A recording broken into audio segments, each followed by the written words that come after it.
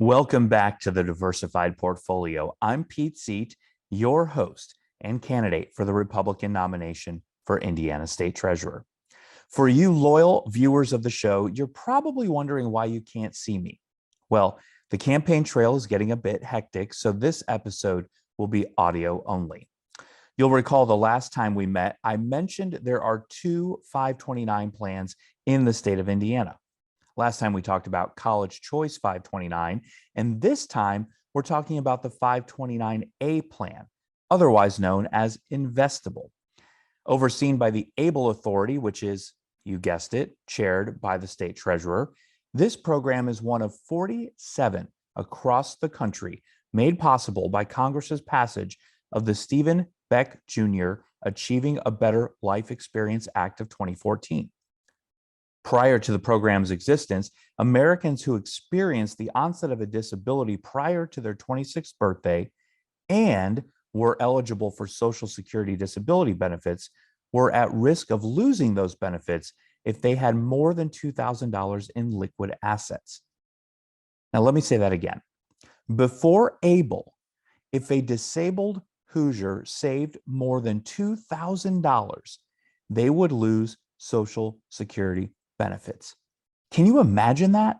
A federal government that preferred those individuals live in poverty rather than empower and incentivize them to save and take care of themselves.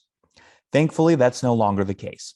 Disabilities such as blindness, Down syndrome, hearing loss, epilepsy, autism, Asperger's, just to name a few, as long as they occur prior to an account holder's 26th birthday, are eligible for a tax-advantaged ABLE savings account. And account holders can save up to $100,000 without risking those Social Security benefits. For the sake of clarity, though, this doesn't mean that someone has to open an account by their 26th birthday. It just means that they must have had the disability by that point. That makes the program available to 8 million Americans.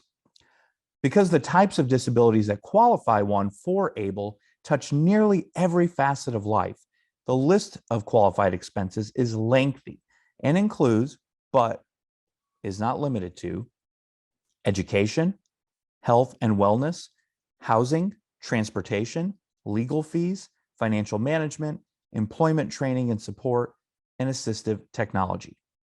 Much like its sister 529 plan, opening up an account online takes just a few minutes and can be done with as little as $25. And just like College Choice 529, account holders have multiple options to choose from when saving or investing money. One is a checking account that comes with a debit card offered through Fifth Third that can be used for everyday expenses.